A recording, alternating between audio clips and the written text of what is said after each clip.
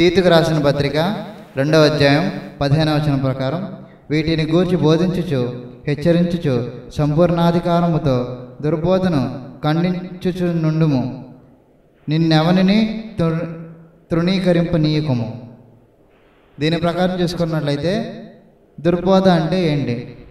చెడ్డ బోధ, దేవుని గురించి చెడుగా మాట్లాడటము, తప్పుగా మాట్లాడటము, తెలిసి తెలియని మాటలతో ఆయన్ని వర్ణించటము, అది దుర్బోధ. మీ ప్రశ్న ఏంటి? దుర్బోధ చేసేవాళ్ళు ఎక్కడ ఉంటారు? వాళ్ళని మనం ఎట్లాగా కనుక్కోగలం? దుర్బోధ చేసేవారు మధ్యలో ఉంటారు.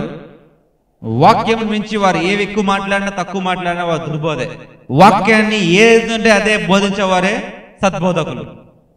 మీరు వాక్యం ద్వారానే వారిని కనుగొనొచ్చు. మీరు కనుక్కోవాలంటే మీకు ముందు వాక్యము తెలిసి ఉండాలి. ఓకేనండి? Okay brother. Thank you brother. Thank you.